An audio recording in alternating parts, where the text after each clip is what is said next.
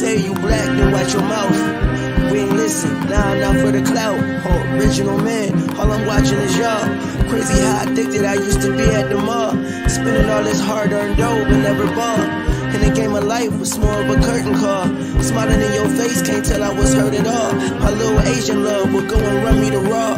Brought it to the crib and let me borrow the car. Gotta be fly, you gon' catch the people eye. Can't recognize the real when you always taught a lie. Can't remember a day when my mama wasn't hurting. Daddy wasn't brave and my niggas wasn't cursing. We was just some slaves in a maze with our burdens. Trying to find our way through this pain we immersed in. Raised by a gay shit, the sage wasn't working. Remember when they say we was 3/5 a person, but if we came first, how the fuck do that work? I know there's people never like to tell the truth cause it hurt. What up, y'all? This is the real Remy Red, and we on Black Voices Uncensored, and we control the narrative TV.com.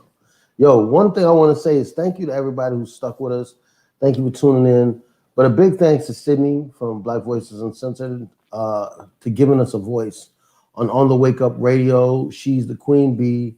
And if you haven't checked her out at OTW2, please do. She's part of the reason what I'm talking about today, which is PTSD in the Black community and how do we combat that. And, you know, one of the things that I think we need to do as a community is, one, communicate, but two, support each other. More than just, yo, you good, and not listening to a response. More than just, you know, showing each other negative viewership on Instagram. Like, when I say that, I mean, recently I've been putting up like a lot of funny stuff on my IG because I realize I have to support the mental of my people.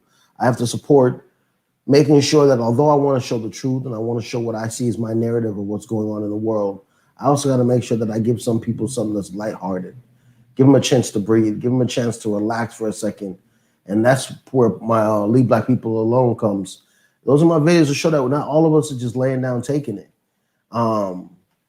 Somebody hit me up the other day, and I haven't found the exact list I want to give them yet. They were asking me what books they should read.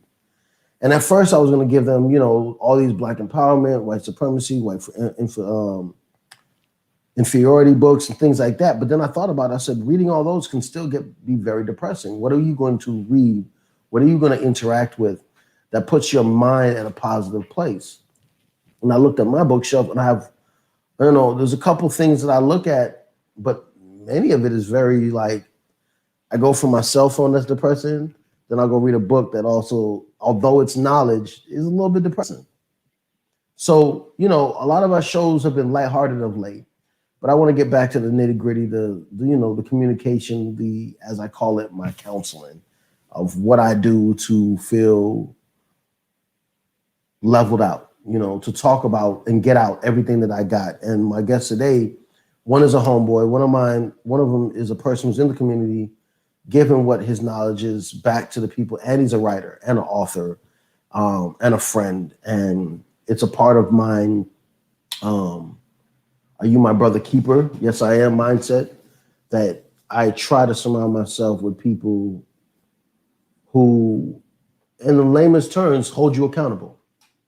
Not a bunch of yes men. I don't have a bunch of yes men around me. A lot of people do like that kind of crowd. Not one of those people. I need people in my corner that will not only say yes to me, but stop me when I'm making mistakes and tell me when I'm fucking up. And as you know, I talked about that with the Shakira Richardson situation, the track star. It's like, who was in her camp? Right now, we know she's getting offered a lot of money to be a weed brand person, but it's like, is that good money? And I'll let you guys decide that. You can't watch nobody's pockets. Everybody will make their own decision. But for my team, I would like them to tell me, not all money's good money. And after what you just went through, do you really want to be seen as this? Did your one mistake? Me real, keeping it real. I don't know about you, Kier, but that's how I look at it. We don't have Casey today. Can't tell you what he's doing, but I would love for y'all to give big prayers to him. He's got big opportunities, and I'm very happy for him. So big give him Casey a shout out. Chef Casey, not the other Casey that we be talking about. But Chef Casey, that side of him, that side that is aspiring for greatness right now. We know he's gonna get it. And it's like here, he's back. He's not talking a lot. It's just me and him again. Are you gonna say something today? Yeah, what's going on? Feeling under the weather today.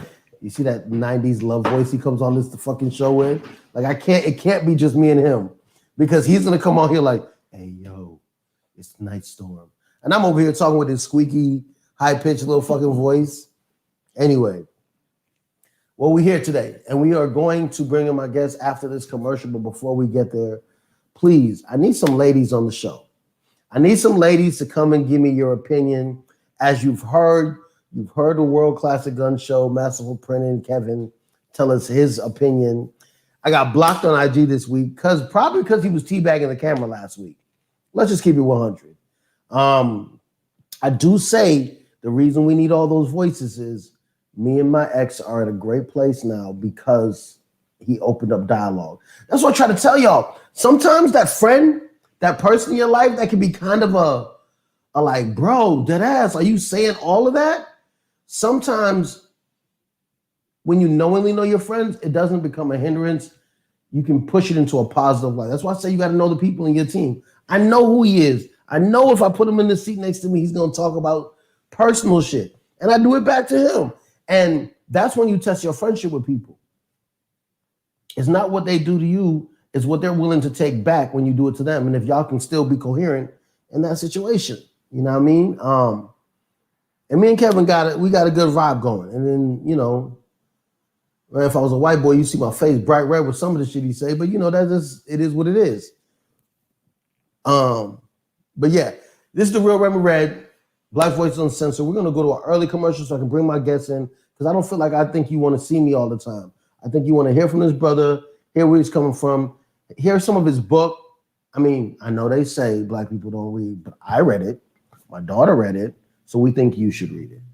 Let's go to commercial real quick here, and then when we come back, you know what we're about to do. Cause it's Taco Tuesday. Where is it? Taco time. Where is it? Taco. Where is it? Taco. Where is it? Taco. Where is it?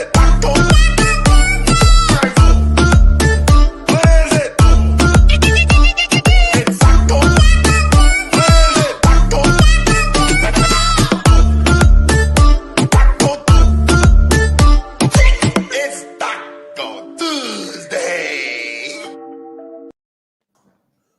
What up? It's the Real Remy Red, and I'm back. See, but I'm here with somebody a little bit taller and a little bit more relaxed than my host and guest, Kevin.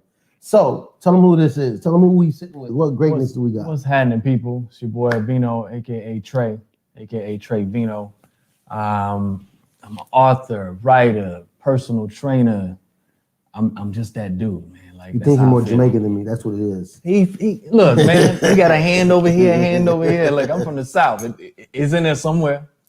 Where in the South are you from?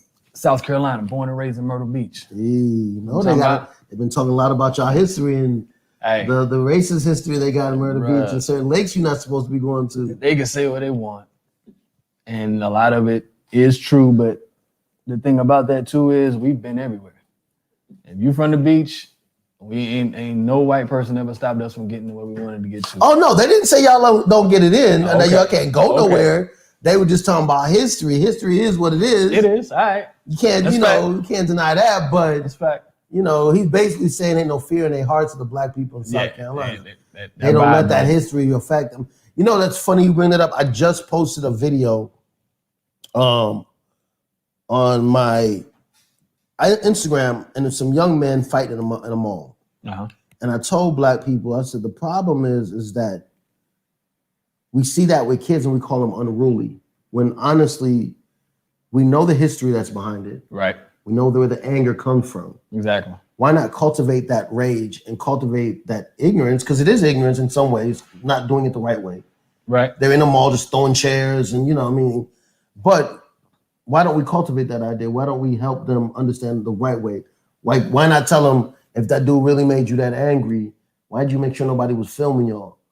You know what I mean? And do you allow everything that somebody say to you to control you for that? Do you pick your battle? Like, you know, just... It's not enough of us doing that. See what I'm saying? Facts. Facts. I see it. We've been them. I was Yeah, them and the that- cameras went around. You know what I'm saying? I Facts. got a perfect history where in the Army, we was out in Virginia and we was like probably about 8 deep. We in the mall and we saw some Marines. We like 17, 18. And they were talking this and that and the third in the middle of the mall. We fighting. Got on, everybody know we in some kind Very of government. Clear. It's clear. And we cleared out. Now, if we'd have been on camera, that would have been all over the place. That'd have been a whole news. I think that's a break. big difference for our generation and theirs. That there is And that's the cameras thing. everywhere. It's a clickbait society now. Yeah. You know, and even with that though, they want to have, oh man, this fight. You ain't got to be the first to do this. How about be the first to tell somebody, hey, yo, stop picking up the camera. Give me some knowledge to stop this. Mm-hmm. So I don't even get to this point in the first place. That part. You know, and it's hard to say that to get that from another youth. So it's up to us to be, because we the older generation. Well, let me ask both of y'all something. When you do here, because we're three different men in here. All of us are different with how we walk down the street. Right. Do you feel, it's a two-part question. First part is, and I want you to respond here. When you see kids on the street, especially melanin kids, black kids, let's keep it specific, doing something wrong, do you feel like you can say something to them? Or you should say something to them? Both of y'all, whichever one to answer first. What do you? Doing something wrong, would you say something like, yo, y'all should chill, don't do that? I think I've done it before. Cool. Pretty sure I've done it before. I don't think I'm uncomfortable with it. I mean, I don't always get the best response, but it's like, yo, But you do it. yeah. Well, I've done it. I Right. still do it. No, and It depends, and I'll keep it a buck with you. It depends on the environment too. Like if you in the wrong spot, i.e. the wrong hood where you know you ain't, Right. you don't know that area, Right. So you look at it, because here's the thing with that too, because I've done this too. One of my first things I do when I move any new city, wherever, man, I go tap into the hood, you know, just to make sure I'm known around there in at least the smallest way. You know what I'm saying? Because that's respect. So when I come through, you know who I am. I might not hold a weight that your OGs hold, but I ain't coming in on no BS. So if I see you doing something messed up, you're going to give me at least a little respect, be like, he might be saying something right. So it's a way to do that, because a lot of these young kids, we label them as knuckleheads, but we were knuckleheads too. So, and somebody at some point said something to us and we got it. Maybe not then, but it sunk in later. So I think that's another fear as the OGs. They think it's a waste of time. Nah, it's not. It's never a waste of time speaking your mind and try to help somebody uplift themselves. You know, you don't have to do it all the time, but you get, it's a feeling, man. Sometimes it's just a feeling. You know who that one person out the group is you can talk to. right. You'll see it. If it's 8 of them, that fifth one right there, the one that just stand off just looking, hey, young blood, come here. Let me talk to you. See what I'm saying? So it's a strategy in everything. And I'm happy you said that, because when I try to tell brothers to speak to kids, that disclaimer is, oh, I'm not gonna get jumped. I'm not. It's like, no, what he just said is a tangible thing. Like, it's like talking to a woman. It's like picking a car. It's like buying food. There's a time and a place. You know where you go. I'm from the Bronx, right? There's no way I'm going to the Chinese place by the projects to go order my Chinese at 2:00 in the morning without knowing I'm gonna get pressed by somebody. You know what I mean? So the first part is, have you, and you both said you have, and you feel comfortable doing Before it. you move on, I gotta add something to what you just said about men saying, I'm not gonna get jumped. That fear you got in you got to work on that. Like you are caught up on something else that's totally different.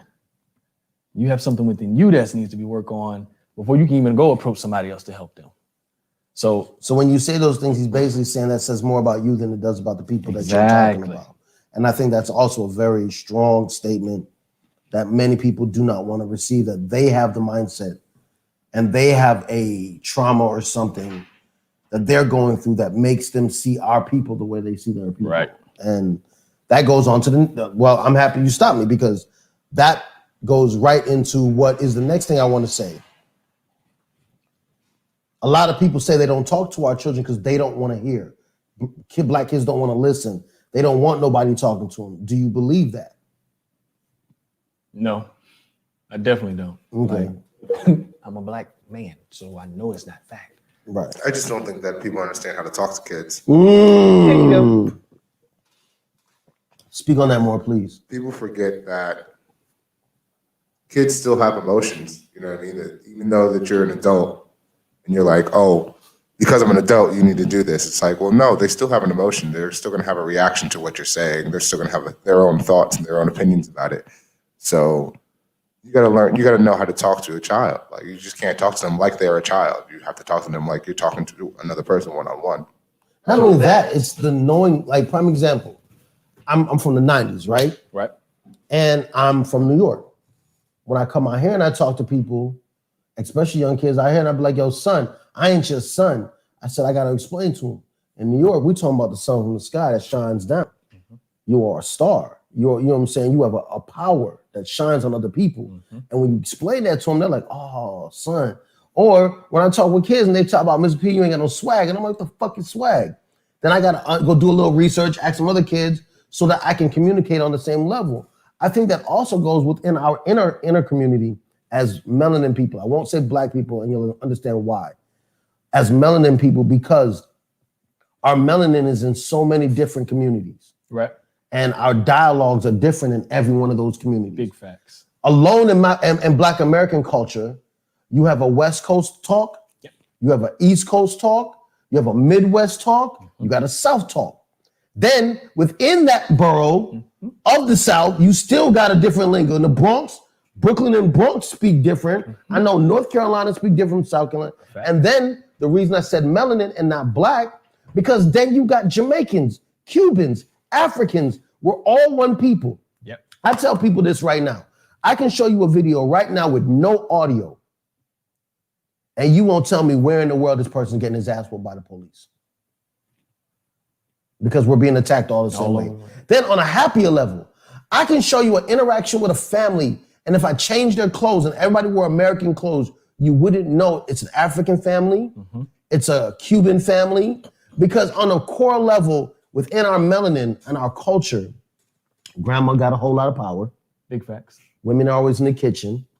Men are fixing tables, barbecuing, doing, like, that's a common thing, playing, drinking, telling stories. The kids are running around, music's playing. That's our culture. Yeah. No disrespect, but I tell people that's the difference between white and black people. If you, and I know it sounds so funny and people know me, I'm the fat boy. I always compare things to food. Go to a food function and watch the way they interact over we interact. I got plenty of white friends. I went to their house and it was quiet as crickets. And I felt so uncomfortable. I'm like, man, we supposed to be eating, having fun, turning up, and motherfuckers is like playing board games, but quietly. Yeah. Now we play board games too. Hell yeah. We on your neck. Yeah. Get it twisted. We know black people play board games. Give me my fucking hotel, son. I want my hotel. I need my money. That's not a word. Let's run it. Don't put that word down. Don't make up words. Get the dictionary. These are all boring. Like, you understand? So it's not to throw shade at nobody, but I'm saying that's our culture. And I think, one, I have a saying, when you knowingly know somebody, when you get mad, it's your fault. Right. Take the time to know different cultures of your blackness, of your melanin, so that y'all can communicate correctly. I've seen many New York and LA people beef over miscommunication. Oh, facts. Yeah. And their men ego stops them from saying, hey, bro, did you really mean to disrespect me, or were you just saying something? I'll never forget, I was in school in North Carolina. I had been away from New York for a while, you know what I mean? You know, everybody knows how school is. You get wrapped up and you also become a chameleon. Yeah. You kind of change a little bit. I go back, I'm sitting on a park bench and this kid is walking up and I'm not, it's my city, but I don't know if I remember him or not.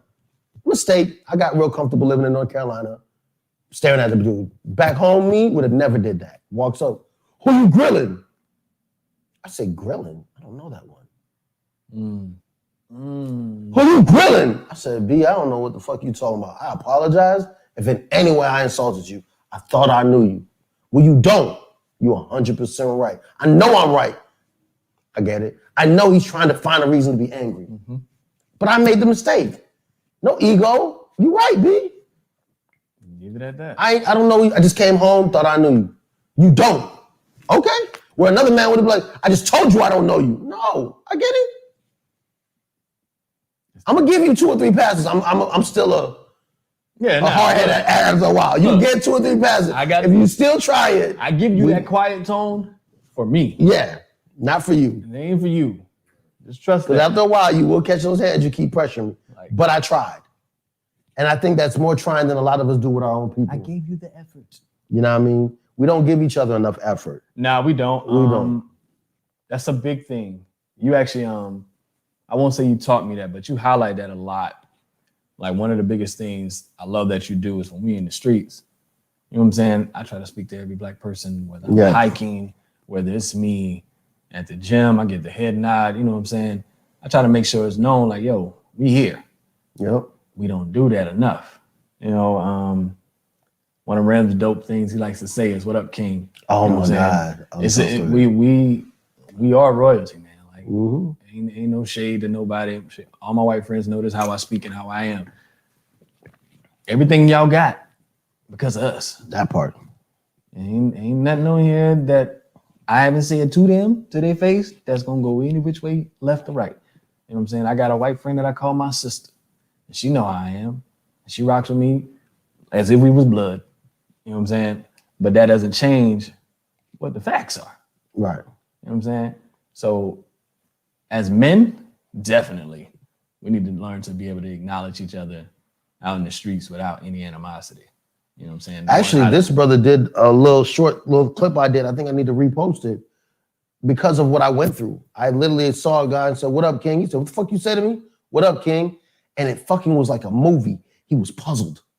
He stood there for a second with like calculating. He called me a king. What do I do? What do I do? Like he was so thrown off. See? And I gave him the second. I just smiled. And he was like, "Oh, word." Another brother, I said that too, same thing, calculated, walked by me and then screamed my name. And I was like, all right, here we go. Here we go. So I turn around, I'm like, what up? He goes, bro, I ain't never had nobody greet me like that, dead ass. And it threw me back. And he was like, thank you. You just changed my day. And left. Like it wasn't a long thing, but it was so weird for a black man to tell me I've never, and he was a grown guy like me. So that means that you're in your 30s or 40s and never in your life have you been called a king. And that's just the simple power of a gesture. That's it. Yeah. It's that simple, Yep. man. Like, you know, we're gonna get into it in a minute, but I got another book that I'm working on. And part of that on how to learn how to receive love, manifest, and nurture it is the simplicity and the power of a gesture. You know what I'm saying? If you don't know how to receive that, because every book you're going to learn about that I'm writing is about me, but it's relatable for everybody. One of the biggest things I ever had in my life that I'm working on now is how to receive a gesture. That's big. Somebody asked me if you know your love language. And one of the things I had to learn is, as black men especially, we don't know how to receive love because either we've come from a toxic background where PTSD is real in our black community. And I say that because the woman I was with for so many years, as successful as it was, even though we separated now, we still are friends because I understood how to receive her love. And it's different sometimes for everybody. And I say that because she wrote something one time that really woke me up. And our whole life, as men, especially growing up in a project, we were always told a woman can't check you. Don't let a woman tell you what to do. Especially when you think of the narrative that's been taught to us on TV. That anytime a woman asks you where you go, where you go? In every movie, she's screaming in it. And the guy walks out and slams the door. So I don't like being questioned. And I'm Jamaican. My dad will tell you that Jamaican men, we don't like being questioned. One day she wrote a Facebook post and she explained about Citizen App. Citizen App, if you don't know, is an app that lets you know about the crime in your community. It's a snitch app, honestly. What'd you call it? Power and gesture? No, bait test, like baiting, like right, always filming things. Oh. I think you called it something.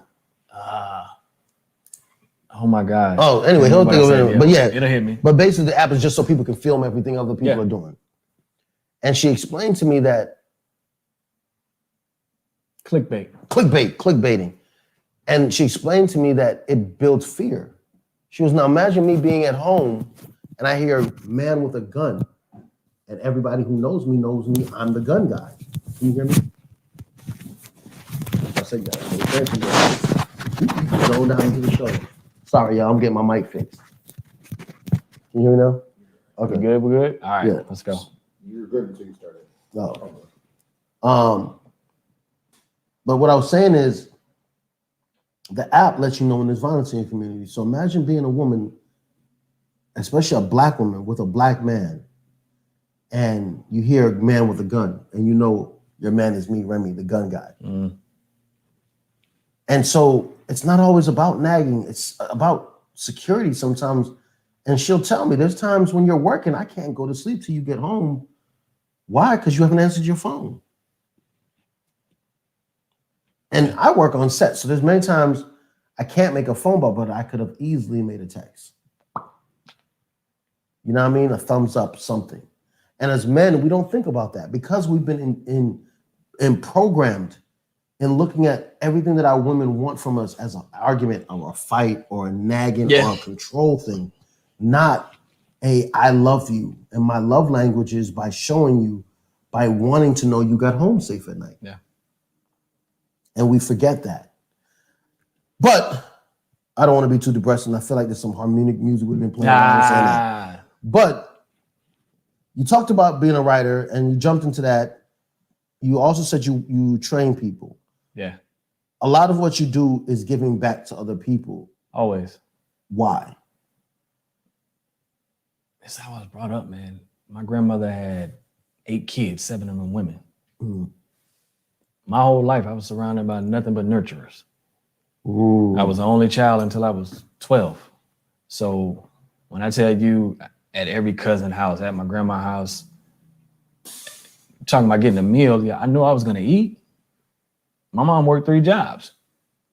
I can go next door to the neighbor house. I was good. I was always surrounded by somebody that was giving to me. Mm. So part of my purpose in life is to nurture and give back. And I've known that for a while, but I can honestly tell you, I ain't really zoned in on it until 6 years ago. How did that start? Like, what was the zone in moment? What made you say, "Oh, this is what I'm about to do"? I got back into mentoring. Copy. I got back into mentoring. One of my homegirls, it was her kid. At the time, I say Mason was 10. Yes, it was because he's 16 now. Yeah, he was 10. And she has 3 kids. The 2 younger ones have the same dad. His dad's not in the picture. And, so it was like, you could see the little nuances within him, how he was feeling like left out. I know that feeling. I never had that feeling per se, as far as, because I didn't give 2 fucks about my pops. I knew who he was, I knew where he was at, knew all I had to do was go up the street, around the corner, there go that nigga. All right. But in his case, I could just, when I would talk to him, when I would just be around him, his energy was different. So I started taking him out spots. And hiking with me, just making him feel like a kid, making him feel like, oh shoot, there's another man that actually cares about me. And with that, he opened up and started talking. Because he wouldn't say everything. There was a moment where I went through my own little issue and I broke away from him and everybody, we'll get to that. And he went through his own little thing. But once I realized what was going on with myself, I got back to it and helped him get back right. Basically, the kid had a drug issue from 12 to like 14. And, knowing that I give so much life into people, man, without wanting nothing back, I'm good. I always tell people, part of the reason I got into training is, Yeah, it was a pickup game of basketball where I tore my ACL, but that wasn't it. It was the PT. You know, my PT.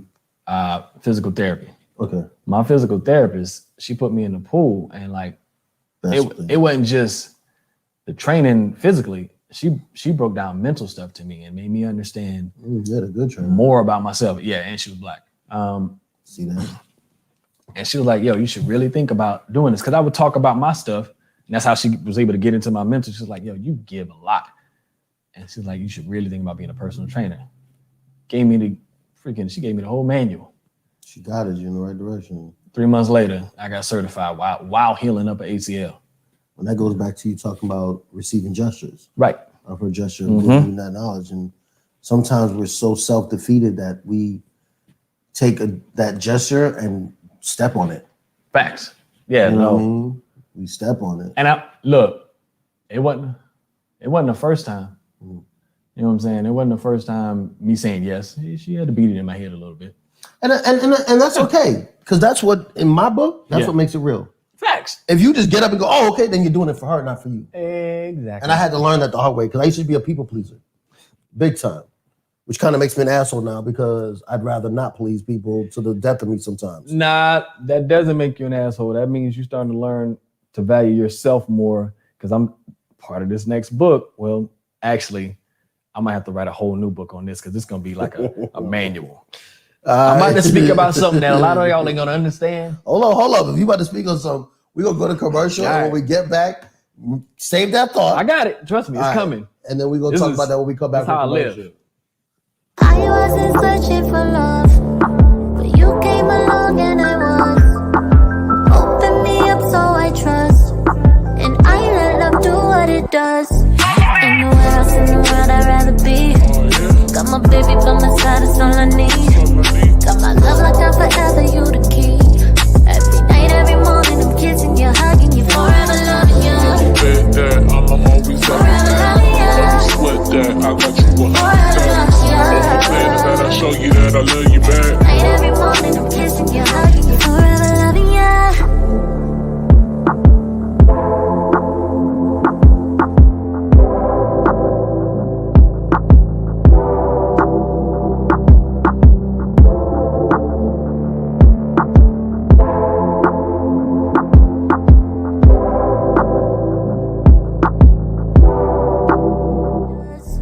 Ain't nowhere else in the world I'd rather be.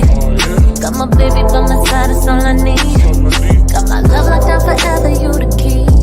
Every night, every morning, I'm kissing you, hugging you, forever loving you. Bet that I'm always Forever loving you. Sweat that I got you Forever loving you. Bet that I show you that I love you back. Night, every morning, I'm kissing you, hugging you, forever loving you.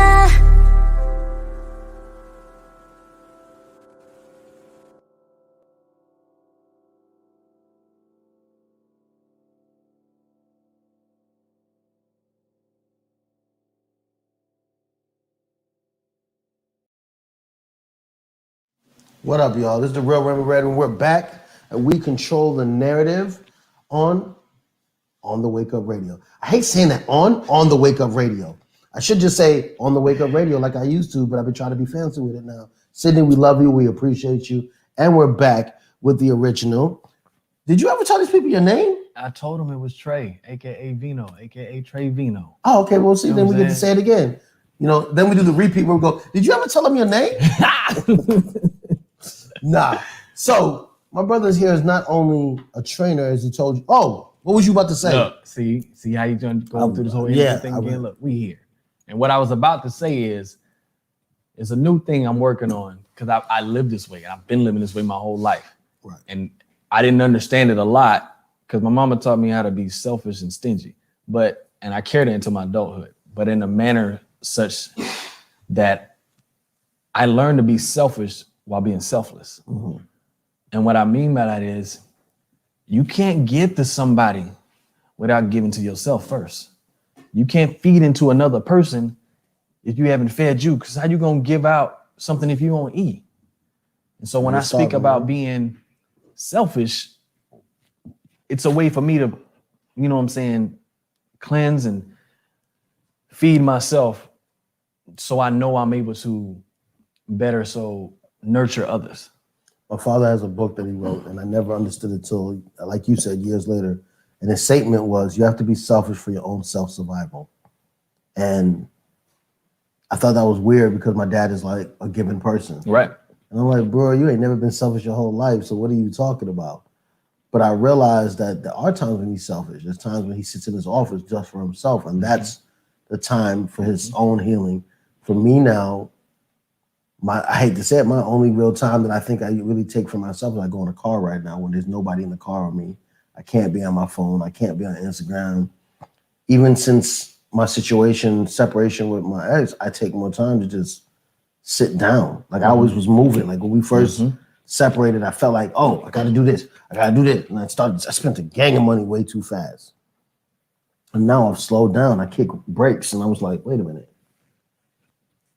Just breathe. Just be okay with sitting in the room by yourself. Like I don't get up if I don't gotta get up now. I started training and doing some other things. So it's like, we really do gotta find a way to take care of ourselves. You have to. If, and this is the key words, if you choose to want to help others. Yeah, you're no value. Bro, look, one of my living testaments right now is to outlive my oldest relative. People always say, yo, when I talk about fitness, oh, this is easy for you. No, if you go look at my family history, everybody got diabetes. Everybody got high blood sugar. My grandmother died from cancer. Like, I got another aunt right now dealing with some stuff right now. So it's just like, nah, the history within my family ain't too good. I'm trying to change that narrative. So it's why I live the way I live. Don't get it twisted. Ain't nothing strict about it. One of my homies, she just put me on blast the other day. I ate like 8 Krispy Kreme donuts about 2 or 3 weeks ago. Don't look, I'm human. But at the same time, I ain't eating bacon every day no more. I ain't eating pork chops no more. It's moderation. It definitely is. Like, you have to live in a manner. For me, like I say, and I'm not speaking for everybody. I don't only speak for me. The same way you're gonna hear about this book, everything that's written in there is about me. But somebody else can use it. You know. I mean, we've talked about it a couple of times, but let's bring it into the limelight. Let's show people what it is. So here it is. It's Finding Vino. Now, is this your first book? This is my first book. It's a quote book.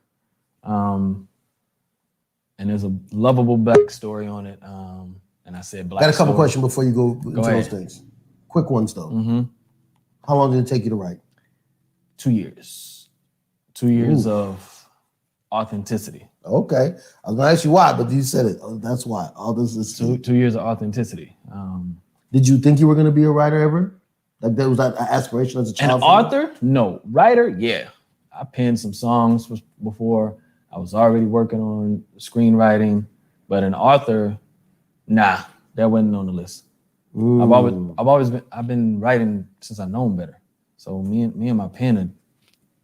And how was this received by your family? My family, my sister loves it, Okay. especially now. She's in a Older or younger sister? Younger. Okay. I'm the oldest. Okay. Like I said, it's a 12-year gap between me and my sister.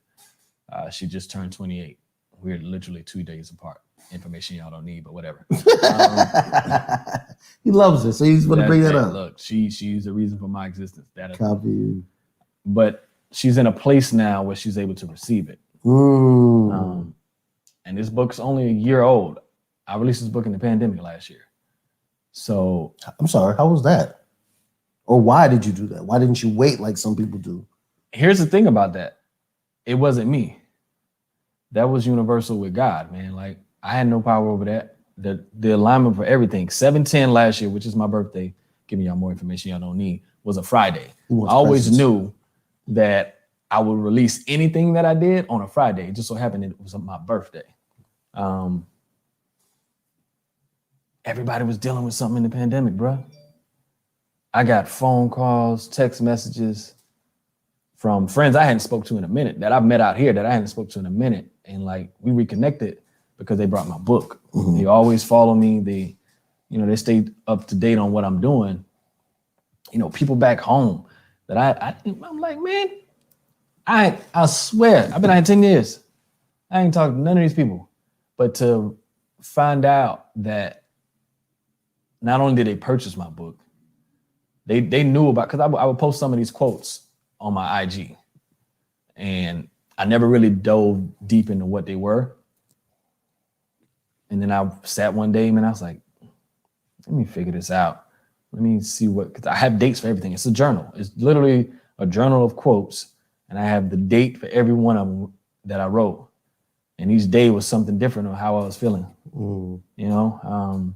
So it's very transparent, this book. Very. To you. So, oh, yeah. It. How was that writing something so transparent? Freeing. Okay. Very freeing. Okay. Because I came out of a bad space. Man, I wrote this book while living out of my car. Wow. Yeah. I spent 2019 living out of my car. Shouts out to Keisha. That's the name of my car. Again, more information y'all don't even need to know. But yeah.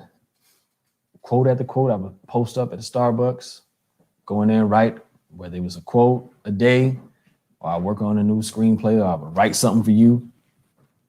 I was posted up. Nobody knew it. I didn't even know that.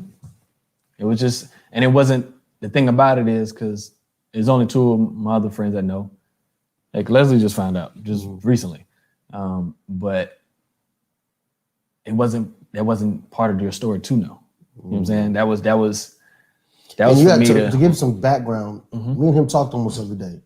Like at Yeah. the time that he's talking about. And now I'm sitting back now remembering how many FaceTimes were him in his car. But he does so much. Like I told you, he's more Jamaican than me. That I always just assumed he was on the way to a job, coming from a job, doing something with somebody. So I never put two and two together, but that's okay.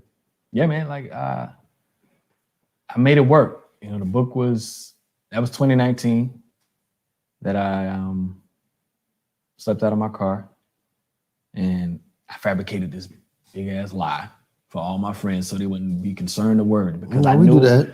And I knew it was a journey for me to go through. Like the man I came out here, and I'm about to say something to y'all that a lot of y'all ain't gonna like, but I'm gonna keep it a buck with you. California didn't break me. I broke myself. That's accountability. LA ain't for everybody. I knew the day I came out here 13 years ago to visit that this was home for me. So it wasn't LA that broke me. It was myself. It was stuff that I was doing, getting out of things that I made as a statement in my life that I wouldn't do. You know what I'm saying? I got out of pocket with me. And me getting out of pocket with me, karma came slapping me in my face. Just kept slapping me in my face. And by the time them slaps stopped, I was down on the ground. I mean, that's a lot of hard accountability, because I can say the same thing. I let myself get lost, and it's hard to be out here. There's so many people come out here to, I have a saying that it's amazing how people come out here to become actors and they still turn themselves into assholes. Like you have a choice, an opportunity to become whatever the fuck you want. Yep. And you chose to be a dick. Yep.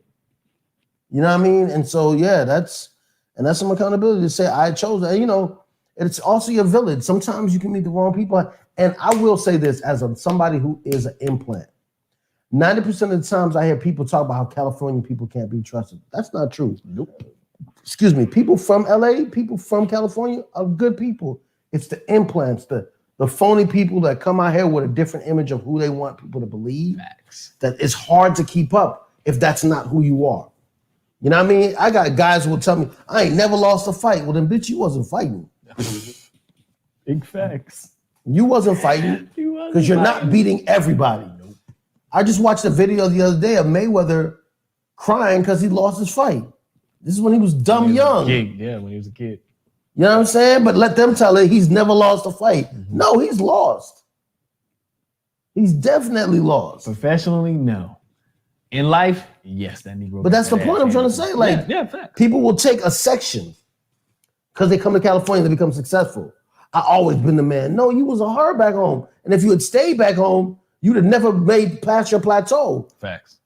Because it's like prime example. I had a kid who I used to be around. And it was weird because we saw each other in a whole nother city. And back home, this little nigga was nothing. And In Baton Rouge, he ended up coming out to Baton Rouge and becoming something. So I see this kid, and he acting all brand new, treating people like shit. Now, I used to be a real asshole because I'm like, nigga, I know you. Right. And I was like, why don't you chill, B? He was like, oh, so you think because you know me, you could talk to me like that? I was like, my nigga, don't do it. Don't you just love them? You know what I'm saying? And I had to humble him and show everybody who he really was. And it was a sad reality because he couldn't keep with the lie. Right. He couldn't after he was called out. So it's like, why lie? Why go into something that becomes so stressful that you become that it breaks you? That's it. It taps into your ego. That it breaks you, like he said, and it's your fault, nobody else's. When you come back, because I want to run another commercial. Right. I want you to read us something if you don't mind. No problem. Give us a little insight to your mind. You've told us how long you're doing it. Wait, hold on. Before we go to commercial, real quick. What did your mom think about this, if you don't mind me asking? You said your sister.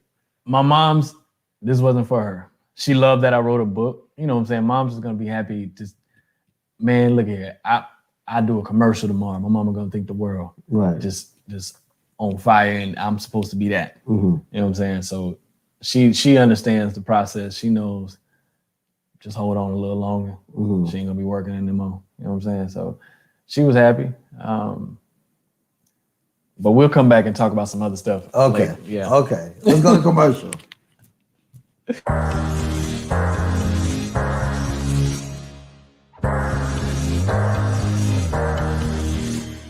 Yeah, I tell lies that I never find. Never saw myself on the other side. I was the truest one to you, never lied. Thought my heart was the only one to find. I trusted you with everything I had. You threw the shit away like it was yesterday's trash. And now I feel revived like you're feeling me. I'm on my shit and you're calling me, but no love received. Oh, we're just doing some signs. We getting it better. I don't know if you've been watching long enough. We getting these commercial breaks and coming back together. Kier's back there killing the game. So I just want to thank him. Come on, give us the 96 voice again. 96 voice. I don't even know what to say, bro. You just tell me to come up on here. I'm over here trying to figure out the back. I'm over here. I'm still working behind the scenes, guys. And it's just like he's watching me look in the into the computer, looking at what I'm supposed to be figuring out. And he's like, "Yo, talk." Oh, wait a minute. Okay, cool. This is me talking. He's literally putting the man on the spot. And the man gave me the 96 voice. Do not deny it. That's the part. He do got that key sweat. Right, thank you. He do. Quiet Storm. Y'all remember the Quiet Storm? This guy is the Quiet Storm. Yo, word of my mother, I was that guy. I used to get my friends with voice like that. Yo, you've reached Remy's phone. He's not here right now. Please leave a message. Your dreams will be satisfied. You probably be on him. Hey, yo, man, we not one of your chicks, bro. Change your voicemail up. Oh, yeah. But I also told him, stop calling me. Nigga, we live across the street from each other. Big facts. Just come across the street. Stop calling my phone. It's for the women. I don't pay my bill to talk to y'all. My conversation when I was younger with my guy friends is when, where, and how long will you take to get there? Big facts. All right. That's all we have to talk about. I'm not sitting on the phone with you. Hey, bro, you know that basketball game we played. No, that's not what we do. That's not what we do. Anyway, back to this book. You were about to say something before the break. Holla at your boy. Nah, we was talking about my mom and how she liked the book, but I was just gonna say, like, I got these next two books because one's an erotic poetry book. Oh, you about to get freaky? Yeah, but it's here's the thing, man, and it's a slide to that real quick. People need to get more comfortable with their sexuality. They do. Hold on. I will say this, and I'm just not to play the devil's advocate. I have no problem people getting comfortable with sexuality. Right. I just don't think it's all of our information. No, see, but that's not what I'm putting out there, and that's what I'm saying. Okay. And you ain't gotta be out here flaunting it in front of everybody. No, we ain't I saying suck toes. Who cares? You know what I'm saying? But like, stop being that person, men and women. Yeah. You know who you are without me having to say it. You get my book, you're gonna wish you wasn't that person. Ooh. You know what I'm saying? What happened? So we got a couple comments up here. Okay. World famous gun show says, I am in this piece. We miss you, bro. What's happening, bro? No one's talked about fucking yet because you're not here. Oh my gosh. He says, be more clear and please explain. He's talking to Trey. About The erotic movie. if you want me to be more clear and explain about the book, I'm in there. Like I'm talking raunchy, raw, and to the point. Are you talking about how to make love? Or are you saying it's a story about fucking? It's a story about passion and how to entice not only the physical but the mental side of sex. Oh, so let's be clear, because it's the And world famous gun show. You know what I'm saying? There's a difference between passion and fucking, you're saying. Big facts. Well, I mean, explain. Bruh, like fucking you can just go find somebody and get off. You know what I'm saying? When it comes to passion, you first off, you got to have some kind of connection outside of the physical. Because that mental side, when you lock in with somebody, I'll break it down to you like this. I had a woman tell me that she hasn't come with another guy since me. This ain't no gas and no shit. She literally just told me some shit like this. Or back to what we were talking about, the kids would say, no capping. None at all. I just wanted to say that. She literally just told me this 3 days ago. She one of my homies now, but she hit me off. Was like, yo, like, it ain't the same not being able to tap in with somebody mentally as it is physically.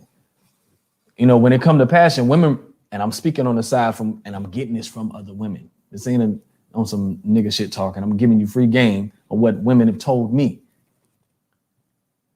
They not gonna lock in with you on some, all right, we fucking cool. Unless she just that woman that gets off on penetration. Mm-hmm. Well, you know, I'm gonna say this too. Because it is women like that, but you give a woman. But it's still harder for them. Even for penetration, a lot of women still need more than just that to get off. And I say that because even in a part of my relationship, Right. when things started getting a little rocky, when we communicated, she explained to me that I don't want you just to jump on me. Like, a lot of people forget in their relationships after being with each other for so long, and this is men and women, that you still got to keep the passion, that connection. Foreplay. Foreplay is a big thing. One thing that she'll tell you that I used to be good at with her, and I know it used to get her right, was I'd get real close to her face and just look at her. I don't have to touch you. I tell that to women, and I tell that to men too. If you really want to know if you have a connection with a woman, go dancing with her. Yep. That's If fact. you can dance and look at each other and not have to grind on each other, then it shows you have a connection. When your bodies can move and it's like a flow with each other, and you know that just watching her and her watching you, the whole world is like, it's a movie, it's like a blur, and it's just y'all. That's it. A lot of people are afraid to find out that they don't have that connection with the person there. They found out in the pandemic. Oh, yeah, the pandemic. But here's one. Kid Face was like, Here's one for the world famous gun show that he can understand and relate to. You treat women like an old school car, bro. You got to warm them up to get to their destination. Right. See what I'm Especially saying? if you got a women who are a little fine wine. You know what I'm saying? You know, these young girls, you know, they don't know their sexuality yet. But if you even do it with them, the problem you're going to have is they're going to get caught up and be stuck on you. No, that's true. That is true. But you do it with them, I'm telling you, because you're going to be the one that did something for them they ain't experienced ever with none of the young boys. That's why I stay away from young girls. See what I'm saying? And she's going to I be ain't got stuck on time you for a hot teaching, minute. And I ain't got time for stalking. Read us a quote. Let's get a quote in. Let's See, this is what I like to do. I like to do this every now and again. Just pop it open, boom. So here's one of the quotes that I wrote on April 6, 2019. It says, stop waiting for them to miss you when you're gone. Do something that they remember you now. Okay. So that they remember you now. Stop waiting for them to miss you when you're gone. Mm-hmm. Do something so that they remember you now. Now, what I meant by that was, and No, don't tell us. What'd you write? I'm about to give you. I'm about to read. Oh, I thought you were gonna tell us it. Yeah. One of the reasons I love this is because you'll read books with quotes and you'll say, what the fuck did that mean? Right. Yeah. What the fuck? Yeah. And it's cool sometimes. It is. It is But cool for you to sometimes interpret I it. want this Guidance. Read And that's your- why. And so what I wrote was, why wait? Is the question I had to ask myself one day. My answer to that, I want to be able to absorb whatever impactful praise that is coming my way, which means that I have to continue to push myself towards the greatness that's already anointed over my life. And why I love that, there's a guy who says, I think it's a Muslim guy, but he was like, everybody keeps talking about heaven is great when you die. He goes, and then what are you waiting for? If you think heaven is so great when you die, then why the fuck are you walking on this earth trying to stay alive for so long? Because nobody truly believes that. At the end of the day, live in the present. Yeah. Live in the present. I'm not here to discredit nobody's beliefs. None. I'm not saying heaven is not there or is there. I'm saying we all know that we want our heaven here. Mm-hmm. It's part of being selfish. Yep. We want to be happy here. We don't want to have to wait till we're friggin' dead to finally be happy. And you shouldn't. Yeah. You shouldn't. Like, a lot of us spent so many years trying to, I don't even want to say trying to do that, because I was about to say trying to obtain what heaven's supposed to look like. Now, we spent them years head down, working, grinding. Right. And you missing all this good shit passing you by. I will say this, and I'm not a big person in a lot of the anime shows because I get tired of them turning black people into animals. But Do it all the time. Soul was a very good movie for that. Yeah.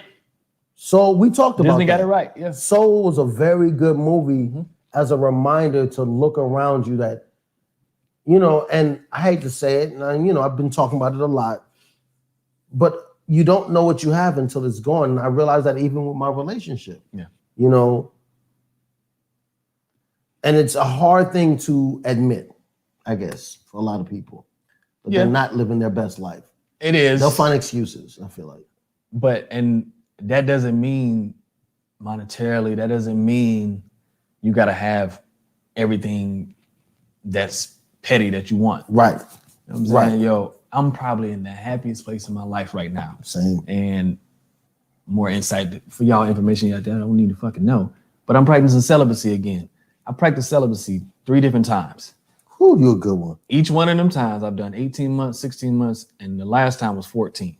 But each one of those times I come off something, whether it was a relationship, hell, I got out of prison from one. I was like, all right, let me just stay low key. But it's the first time I'm doing it while I'm happy. Dope. So I'm interested in seeing what's gonna come out in my journal from this. You know what I'm saying? Probably the joyous I've been in a hot minute, man. And I'm not letting that moment go past me every day, each moment, each hour. I'm trying to absorb that shit. I will say this because I know I'm hearing that my inner world famous gun show is saying, are you practicing celibacy because ain't nobody trying to give you the pussy, or are you really doing it because you want to be happy? All right, so let me kick some real ego shit real quick. Look at me. It's so funny that you said my inner world famous gun show said that, because World Famous Gun Show said Remy did like 6 years of celibacy, I believe. I say why you go D's on it, B? It was 2 years of celibacy. Hey, bro. And I did it once. This black man said he did it 3 separate times. I don't know if I could do it again. And strange enough, I just thought about it. They're all like literally almost like 5-6 years apart. Yeah. We got another one from World Famous. He said, does celibacy mean no jacking off? No masturbation. Oh, that's a hard one. Yeah, because if you do masturbation, you're just practicing abstinence. You know what I'm saying? Celibacy allows you to tap into the more spiritual and soulful side of yourself. And to do that now with this joy in me, I really want to see what other level I'm about to get to. Because there's a lot of shit that's about to come my way, and I know God preparing me for it. So to rock out. I know I'm not on this ready for moment that right now. Not the full celibacy. I've done it, but right now I couldn't do it because I know inside I'm a little angry, and if I can't get that release, I probably snap somebody's neck. Hey, look, man, smoking too much weed. you just need to come on to this park and get this workout. Why does You know what I'm saying? I got boxing gloves and everything. I'm losing weight, and I have no problem working out. Mm-hmm. But working out doesn't only going to make me even more frustrated because I'm going to take the shit you taught me, not bust a nut, and go want to hit somebody. Because now I know how to fight. I'm gonna give you look. No. I'm from the Bronx. We talked about this earlier. We did. I fought when I grew up, so I've lost fights. The only way you know man. you're good. Remember The Rock? And Inside Guy? Yeah. He goes, 200 fights. That's what it took. 200 fights before I really considered myself. Was it a bad guy or a knockout guy? Something like that. Knockout king. Yeah, knockout specialist. And we grew up thinking like that. I had to fight before I could say I could fight. Big facts. So the minute I start practicing boxing, I'm gonna want to hit somebody. Right. So no, I'd rather bust some nuts and go to commercial. That's what we're about to do. We're about to do. I want you to stay. I got my homeboy Cleve report. For sure. A good OG. You know, one of the reasons why I had you on today and why I was very happy about having you on, Right, is because people forget how real PTSD is in our community. Yeah. And when you talk about it, they think it's got to be something depressive. And I didn't. To me, I thought today was good because it talks about brotherhood. Mm-hmm. It talks about supporting Black people because you are a Black writer. I have your book. The picture on your book you allowed us to take for you. Yeah, they did this cover. You know, it symbolizes a lot, but and it's a circle of our community, and this is our therapy. mm-hmm. And we talk about what many times Black men don't talk about, their feelings. And that's one of the things that I want to thank you for. And this is one thing I tell people you need to do when we talk about heaven and getting to heaven later. Look a Black man in the face and say thank you, because your book helped out a lot. I appreciate Me it. and Kari read it, and at first she didn't 100% get it, but then as my daughter is getting older and becoming into a womanhood and being my child, Right. there's a lot of times in her mind and things that are happening in the world are over her head and understanding. Mm-hmm.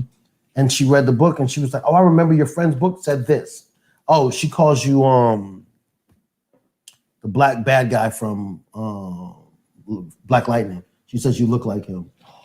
What's his name? I forgot. Ooh. The black bad guy, the one who keeps getting shot and comes back to life. Oh, you're talking about the homie. Yeah, she says you. He She about to goes, get Daddy, his your own friend show. who looks like him. I was like, he's a great actor. Yeah. I fucking love him. But no, so that's why, like, and just even that banter, just talking. Yeah. I wish brothers would do that more without it having to be about sex, drugs, or partying. Facts. Like, be willing to be vulnerable if you call these people your brothers. But I tell brothers this, and this is a funny thing. You won't do it, and you'll tell me to my face because them niggas ain't really there for me. Then why are they there with you? If they're not really there for you, why are they there with you? Yeah. Why are you continuously allowing these people to be around you? And that's another reason. So my big brother is Cleveland Port. He's gonna come on. And you know, a lot of it's just to have different levels of brothers talk, you know, and he's another brother that keeps me accountable. And you know, he sees a lot of things in the industry and he allows me to like combat with it. Right. You know, and he'll tell me, I don't give a fuck what you say, you're wrong. And I love that because it's not always about winning an That's how it should argument. be, though. Right. Excuse me. It's not always about winning an argument. It's about having the conversation because you don't know what you're going to help me for the next person. Go ahead before we go to commercial. Yeah, they just want World Famous Gun Show is asking for the name of your book. Just tell it for the people one more time. It's called Finding Vino. You can plug it. You can find it on Treyvino. That's the name spell right there. Capital T-R. Let me get my Vanna White on. INOD.scott.com. I got my own page for my book. You'll be able to find the upcoming books on there as well. And there'll be some other stuff coming. This one's for the World Famous Gun Show because we always, and I don't care what the fuck y'all say. This about to be I know good. some of the shit he say, y'all be talking shit about because I be talking about shit about it. But he'll say this and he'll agree with this. Shit is stupid until it's genius. Big facts. Want to explain that one to the people? Or do you want to talk about it? I'll talk about it because he read that one off. My homeboy Daryl, who's a dope writer, and shouts out to him. He just got booked on. He's one of the writers on the new reboot of the game. Blessings to him. But we were hiking one day, and I was just throwing out stuff to him, and I was like, man, that shit sounds stupid as hell. He's like, man, shit. Like my cousin say, that shit's stupid until it's genius. And I sat with it. I was like, nigga. And what I got from the quote is, this quote was said to me. I literally just went over all that. And then, like I said, I went one day and I looked up and someone else had brought to life what you had deemed not worthy. That part. My dad used to say that. Like, I'm like, I refuse because I got that from my writing class. Like one of my writing coaches, he would tell me, he's like, yo, write every damn thing. He's like, Because one way or the other, you're gonna probably end up writing something somebody's gonna write. It's like, but be the first to get to it. That part. And Like, do it. Because if you the last, Ain't nobody steal your idea. out. You just didn't do it. Yeah, that's it. They completed it. They went to the extra mile. I thought of some great. I thought of Uber and Lyft before Uber and Lyft, and I got actual proof. I wrote up the plan, everything. I never executed it. See, I was too busy partying and drinking. we ain't even supposed to be sitting here, man. Right, we dead ass. But I also believe everything happened for a reason. I don't think it was my time at the time because technology wasn't up to where it is right now for Uber and Lyft.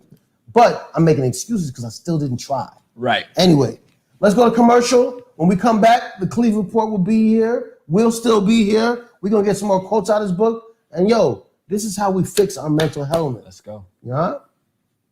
Yo, you can live in the world, everybody looking the same, but sporting them cookie cutter carbon copies is lame. Get your own work and your shirt, change the game. Masterful printing, dog, you know the name. Hit us up, come get a quote, have a look, see anything you need, Masterful got the goodies. T-shirts, sweatshirts, zip-ups, hoodies, long time vet in the biz, we ain't rookies. Make a statement when you step and looking fresh in a crisp button down with your logo on your chest. What you see is what you get. What you getting is the best. We them stand up dudes, hands down, nothing less. Our technique's the nicest, can't beat our prices. Facebook, Instagram, follow us, like us. Full color suit screen or white on black. Masterful got you covered like the shirt on your back. M-A-S-C-E-R, F-U-L, who we are. That's who we are. M-A-S-C-E-R, F-U-L, that's who we are.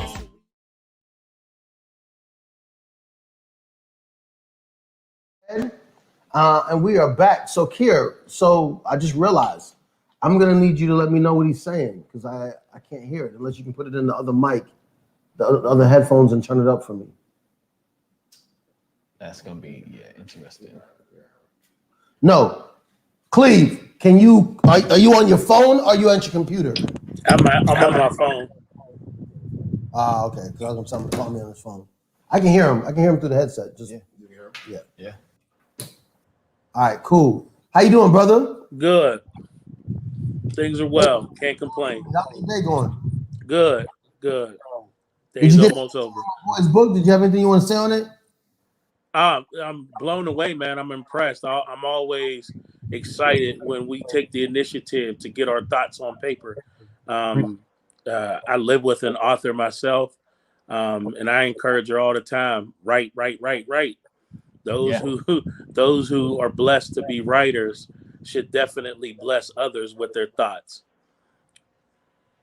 I mean, so congratulations, young man. You she wants to be on the very impressive. I'm gonna have to get the link. Share a message with us. Repeat that. I couldn't hear you. Can you ask her if she would want to come on the show to share her message with us? Oh yeah, we can set that up. I'm supposed to be setting some up on the hour as well. But we just got off almost like a world tour, man. We were in 3 different cities in 2 different states. That's beautiful. What were you guys doing? We had an opportunity. There was a documentary made about the election, the first one with Trump and Hillary. I was part of a documentary, and there was a fundraiser going on to try to get the rest of the funding for the documentary. So I was in Boston. And then we did some ministry work in D.C. And then here in our own town, we had a vendor event. And my wife taught the second day. She taught a little lesson on hair care. So we've been super busy. Man, ask her if she can get my hair right. she don't have a magic wand, bro. Our black women, they work miracles. I mean, hey, you ain't seen the new videos? My man has like a bald spot on his head, walks into the barber, and comes out with a clean fade. I know. Yeah, that's the man wig. What I'm about to say. But I like the lies from women. Man, we're not allowed to lie like that. Yes, we are. Actually, we are. No. I'm gonna tell you why. Because look, man, women can do it. We can do it. We have to have a certain confidence about ourselves and go through that same thing. So if let's go then. Men lie too much as it is, if you ask me. But we ain't talking about that. Okay, we talking about a look. Okay, We talking about a look to boost this man's confidence for him to be. I thought that's why feeling better. Jordan made the ball good. So if your hair don't That grow, was for the 90s.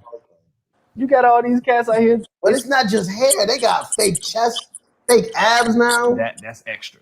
The hair I'm good with, but all that other stuff doing to your body. Nah. Roland, you trying to get some abs?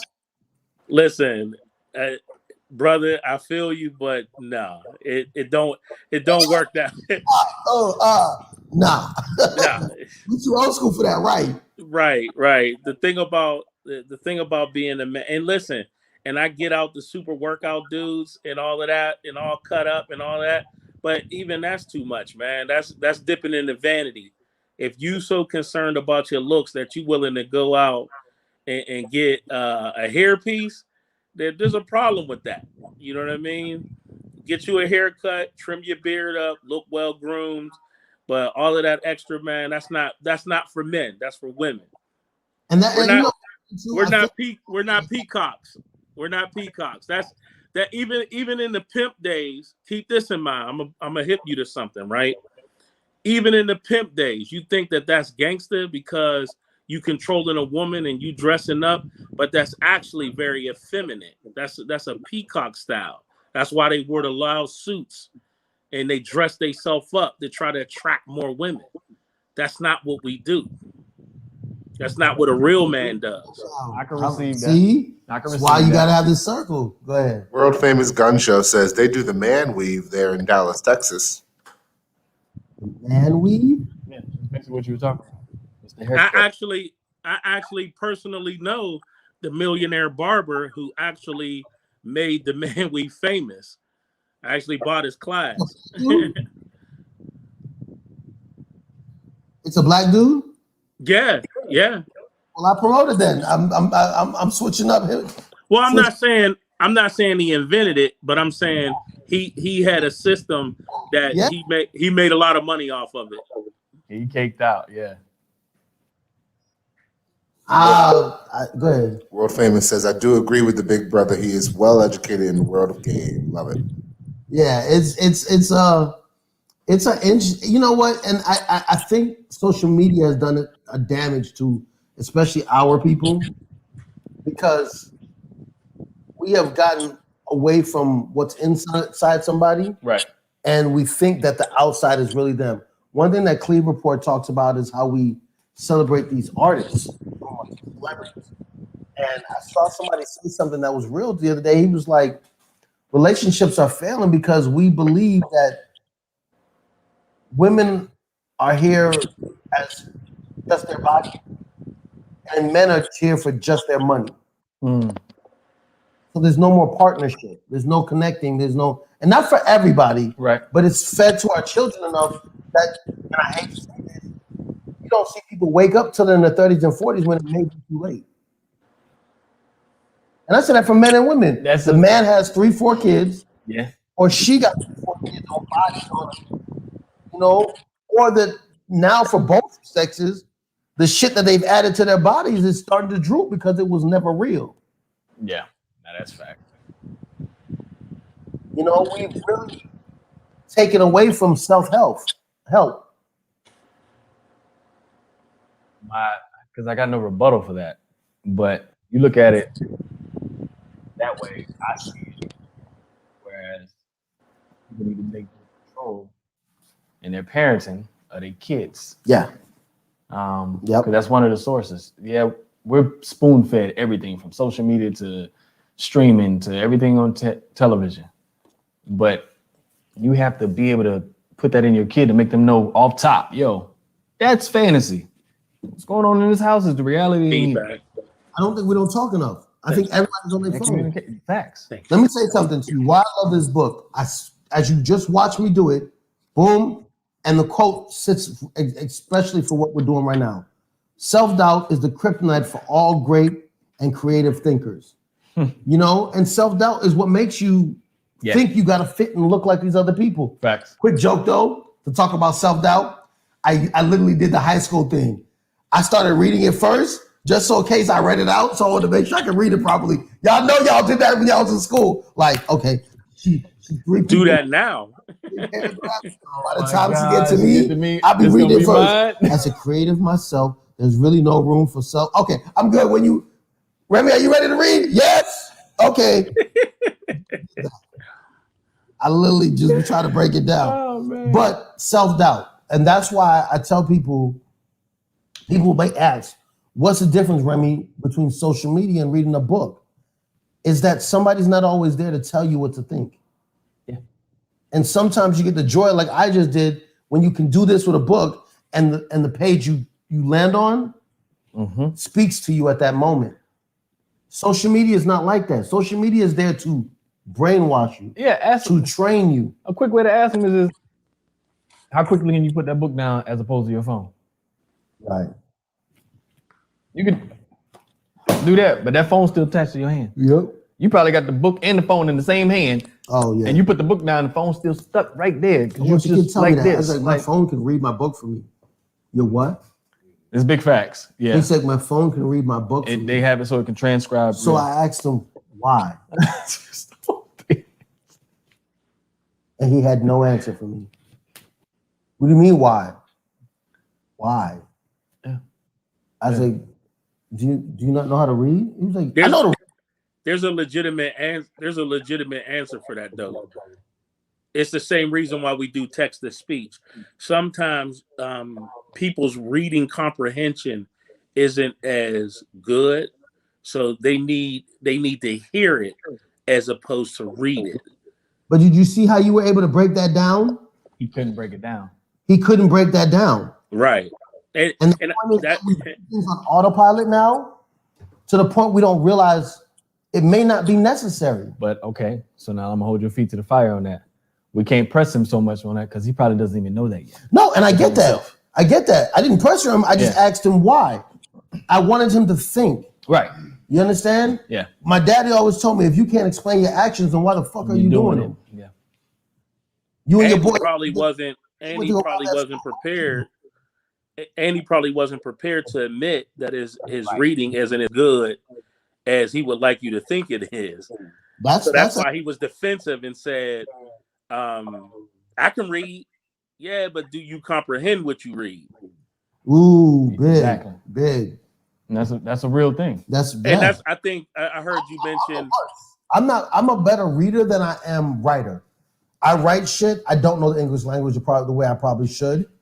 I know that I failed in English because English teacher was big on football and not big on my education. You know what I mean? She cared could I play Friday's game. That was it. All right then. You know what I mean? So the gifts and curses of living in the South. But one thing I will ask, Roland, are you there? Yeah, I'm here. Kier, are you there? Yeah, I'm here. So to my black, I know you're here. You sit next to me. You sure? I'm sure. All right, just making sure. Ask a world famous gun show. You there? We're gonna have to wait for a comment to come back. Okay, cool. As black men on different levels right now. I can't see you, Remy. Oh, we're gonna run a commercial real quick. I got a question when we come back. Yo. But for all you guys that keep shooting the wrong target, that house, that boat, that car you just bought, guess what? It goes away. Pay attention to your target. Because if you shoot and kill someone as an innocent bystander, guess what's gonna happen? Who they gonna come after? Murder. Shoot your gun now, make you a believer. Now you better pray for something more.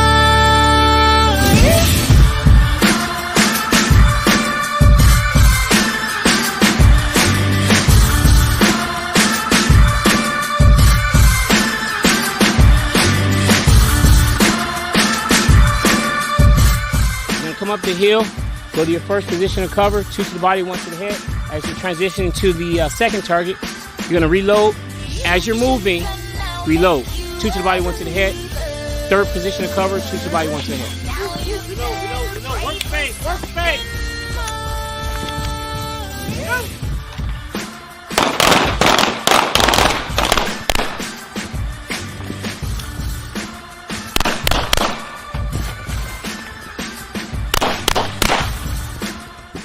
Yeah, right. So what ends up happening is at the range, when you come up to the range, basically what you're seeing is your gun works and you shoot straight. When you're doing running and moving, it's a different experience. You got adrenaline pumping, it's hot, you got all kind of factors. So what happens when you get to that point, you're all over the place because you have a lot of adrenaline stuff happening and stuff like that. So you have to get in on focus. And that's what this is about, is retaining focus on the target, because all the movement and everything else you have to combat. That's why they call it training. That's why they call it training. Yo, it's the real Ruby Red. We're back. We got Trey, we got Cleve, we got Kier.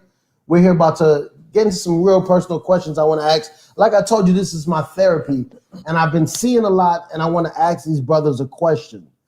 A lot of you guys have seen the interactions with these Karens, right? Right. Roland, you still there? Mm-hmm. Yep, I'm here. So, and I want to be honest. I want y'all to be honest. Do white women scare you? With the power that we know they have? Because I've seen a lot of videos where you see black men very allowing of this rage they have. They just had a video of a black man who was accused of something, like the fact that no matter what we're guilty by for our complexion, before you find out if we did a crime already. Mm-hmm. We see what happened to the lady at Victoria's Secret. Mm-hmm. As black men, does Karen scare you? I don't think that's the right word. I don't think I'm afraid of them. I think I'm traumatized by what they can do. Okay, I like that. Like we were talking about PTSD. So I very, very often find myself leaving or forcibly showing an open body to bring down my threat level. You know what I'm saying? I'm constantly looking goofy out in public when I'm by myself. Like I'll skip when I'm by myself to make myself look less threatening. So I feel that or to white men, or to just white people? Just in general, if I feel that I'm being watched or I'm answering a real question. I'll be real with you. For me, white men don't scare me at all, right? But white women, like you just said, make me think twice before I do something. Because I've been in enough situations where I've been lied on. You know what I'm saying? White women, white men, I'm gonna knock you out. I'll take that charge because I know there's not a lynch mob, even from my own people, if I get into something with a white woman. Like if I get into something with a white woman, You know what I'm saying? And I don't hit women, period. So it's hard for me to know how to properly address a situation that could cost me my life. World Famous Gun Show says, white women scare me now. I used to want to bone one, but not anymore. And frankly, I'm scared of non-black women and their lies. Thank you. We knew the sex had to be added into this, but at least we got the answer we were looking for. For myself, I kind of take Kiera's point. I'm not fearful or scared of white women. And I'm honestly not really traumatized either. I'm just cognizant of how I move. But do you see how you said how you move and not how they move? But listen to what I'm about to say though. You're not wrong in what you just pointed out. I say that in the sense of, like I stated earlier, I have a white best friend who I call my sister. Right. You know what I'm saying? I don't put myself, I grew up in the South, bro. You know what I'm saying? I've been in situations where we as a basketball team, you know what I'm saying, we boycotted playing hoops because they was gonna fire the black coach because a white kid got hazed. That's part of freshman stuff we did. Right. You know what I'm saying? And because the kid was a white coach's son, they felt pressed about it. Like, you're not gonna, anybody white, female, male, Caucasian, whatever you want to call them. I don't get out the box about them. I do move in a certain manner when I'm in certain places, that's what I'm saying. Like, I'm out here in LA, I'm gonna move how I want to move. Mm-hmm. You ain't gonna catch me in Mobile acting a kind of different way. You know what I'm saying? Because I know certain spots in Mobile I shouldn't be.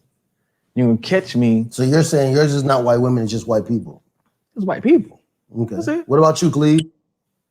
No, I don't particularly get in a fuss about Karens. They don't bother me at all.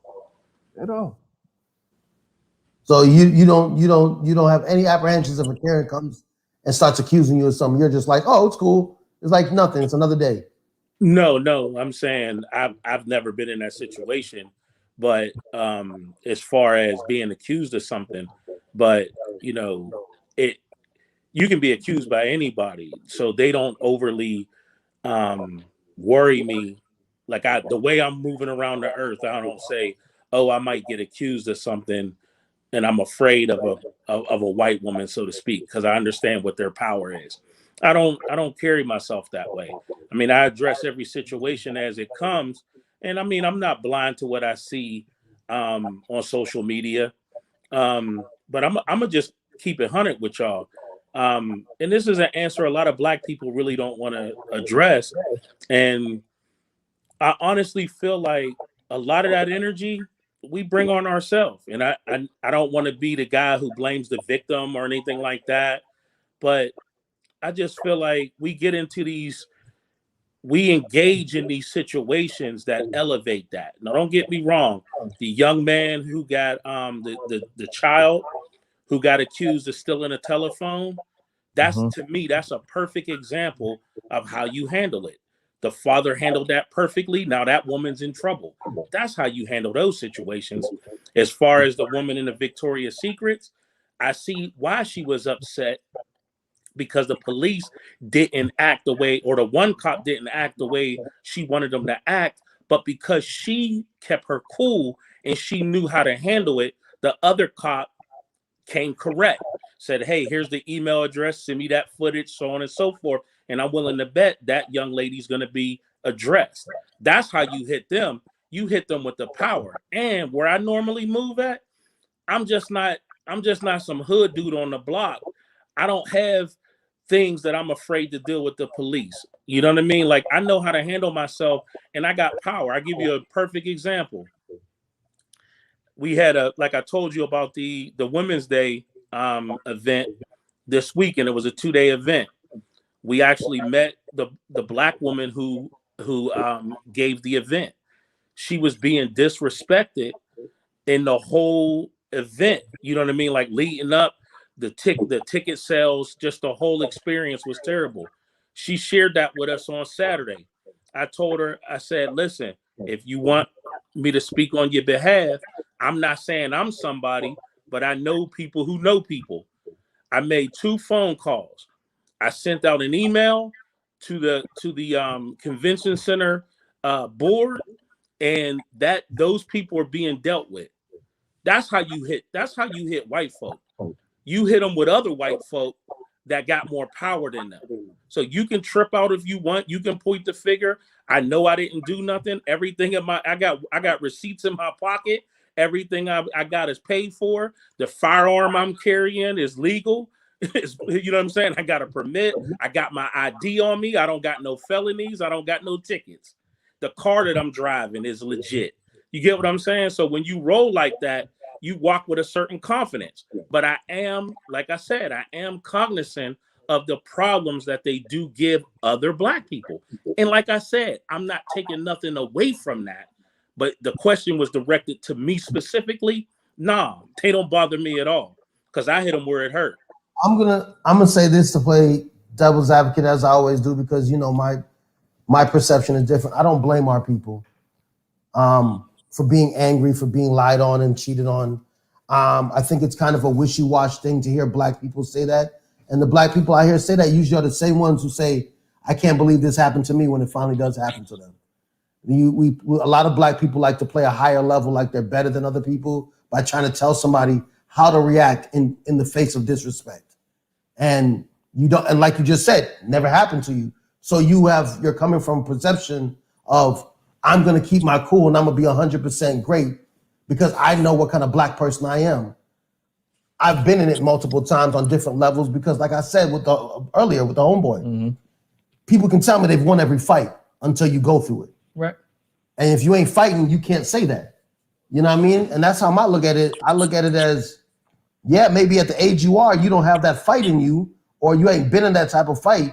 But this is a different time than when we were kids. When I was a kid, I do wish sometimes our Black people were prepared, but I think that we don't get prepared because we like to sell this lie like it won't happen to me. I'm not that type of Black person. I have my shit together. No. That's not what I said, bro. Huh? But that's not what I said, bro. And I'm not saying I haven't had. And I'm not saying I had. I have these things together, so I walk with a confidence. But hold on, Roland, I got you. I think I know where you're about to go. I'll let you speak it. But what you missed is it's the energy you're putting out there. Again, I didn't miss that because you assume that but then that goes back to victim blaming. Mm-hmm. If I can walk down the street, I am a licensed gun owner. Right. I have all my shit together more than most people do. Facts. And still get blamed for doing something I didn't do. You understand? Mm-hmm. I speak very well now. So even if I look at you and I say to you, ma'am, you know you're incorrect about what you're doing. I have a video of a guy who was at Walmart. He spoke correctly. Right. He's a business owner. On all accords, he is the man Roland is speaking about. On all accords of what Roland said, he is the man Roland's speaking about. And she antagonized him and she followed him. And her accusations, had he not said something, police would have came and automatically blamed him. A lot of times the reason we have to get loud is for somebody to hear us. A lot of times the reason we have to act the way that and I consider white supremacy brainwashing, that we're ignorant because we act this way, is because you can only get told, you stole something, you stole something, you stole something. I'm doing it to you right now and your face is doing this. Because as a human nature, no one wants a finger pointed at them or somebody in their face for something they didn't do. Facts. And the reason we end up unprepared for a lot of these situations, because we assume it wouldn't be me. But that's not what I said. But that's not what I said. And the example. But I didn't say those words exactly. I hate when he does that because I didn't say he said that. But let him speak. Okay, but you can't give a rebuttal to what I said by then saying something that I never said. So let me my perception. Just like how you said my perception on answer the question, you asked me about me. I'm responding. I said playing devil's advocate. You did. This is how I feel when I see it. So let me rebuttal that then. Okay. So what I'm saying is that I never said the situation wouldn't happen. I never said that it wouldn't happen to me. And the example that you used about the brother and the child in the parking lot of the Walmart, he handled that exactly how you're supposed to handle it. You stand firm that you didn't do anything. You take it to some authority people and you wait till the police get there. I'm prepared to get arrested. I'm prepared to be not believed. But what I'm telling you is that there's still a responsibility that you have to give. It's not that you're not going to be blamed. What energy do you give after you're blamed? And I'm not blaming the victim. That you have a right to get that energy. Let him finish though. And I'm not saying that people can't snap out, be mad, be sick and tired. But here's the hit with that. Once you do that, you have to be you have to be ready to get that energy that you gave. So if you want to snap out and tell me, am I wrong? Did he not start off as saying that I feel like sometimes it's their fault? For that reason, because if you give, that was my point when I made my statement. I never said he. I said I hate when people say that because then when they happen, I said people. I didn't say Roland. I know, but you're coming behind what I'm saying. I'm saying that no matter what, I don't think it's their fault because of how they reacted to it, because no one knows until they go through it. Okay. And what I'm trying to tell you is that when you in a debate, when you now say something behind what I say, it gives the people the impression you're saying that's what I'm saying. So you said people. You used exactly what I said. And hold on, just said but I'm not done. Okay, just like how you said, let him finish. It's a perception thing. So if it's the perception, then it's on you to say, I know you're not speaking about me. We're having an open dialogue. Let me do that. Because he said stuff that I don't agree with after I said something. And not one time did I say, I didn't say that about me personally. No, I'm saying the only time I've even said I didn't say that is when he said I said something about him. But when he's made a rebuttal to my statements, I've never taken them personal. I didn't make a rebuttal to your statement. I answered a question. You can't, Remy, you can't do that. Remy, you can't do that. Let me make a rebuttal to your statement? No. That's not the way it works, bro. You asked a question. So when I answered let me start from the beginning. There's other people here that can tell you that. So please go back and watch it. Your exact words were, let me make a rebuttal to your statement. I didn't get an opportunity to. We're still talking about what you said before. Now you get a opportunity.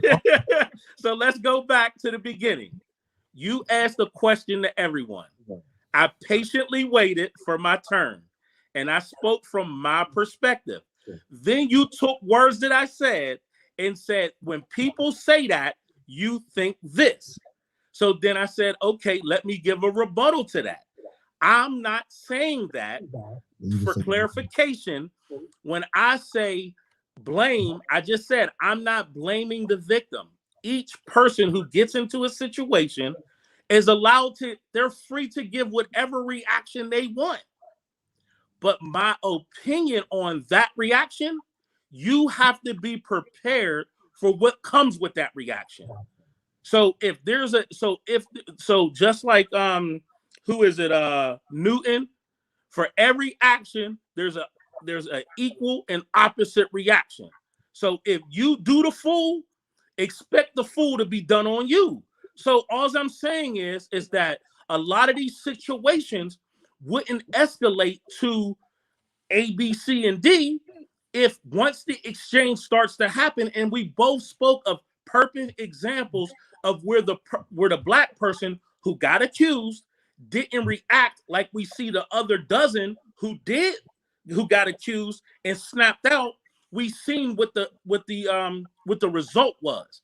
If you want better results, learn and here's a part of this is us leading into when we were going to talk about PTSD is where I thought we were going. I wanted to speak on manhood and in the part of what I do in mentorship is there's a lack of discipline, not just in the younger people, but even us older people, where we don't have the correct discipline on knowing how to react in certain situations. So if we talk about 2 20-year-old black men get into a situation and then we judge them on their conflict that went physical or even to the guns, that's because young men they don't know how to release their emotions. They have a lack of discipline.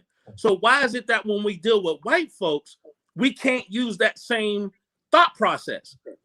Why are we escalating things from 0 to 60 just because you got accused? Why are we? Because the problem is because a lot of us are feeding our spirit with social media. So we see the other 100 times it didn't happen to us on social media. So as soon as we get into a conflict with a white person, boom, we off to the races. We pull out our phone, we snapping out, we cussing them out. Oh no, F this is racism. And it could be all of that. But my issue is, where's the discipline? If you are on point, then why not just be like, okay, call the police. And then you explain your case. And if you do get arrested, it's called call a lawyer. I'm not speaking to the police. I come up in the air. We don't talk to police when we in conflict. If you want to arrest me, and then I'll handle it downtown. I'm not fighting with the police. And then even from your page, I even agree with you. If you're going to escalate it to fighting the police, don't go half-ass. Go all out.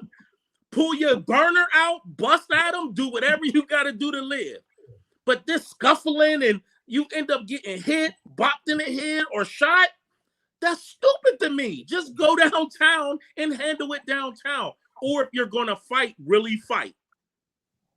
Why get shot over a traffic stop? Why get shot over a warrant? You see what I'm saying? That's just my opinion. From my perspective, I don't think for a second that every day on this earth, I might not engage with the police.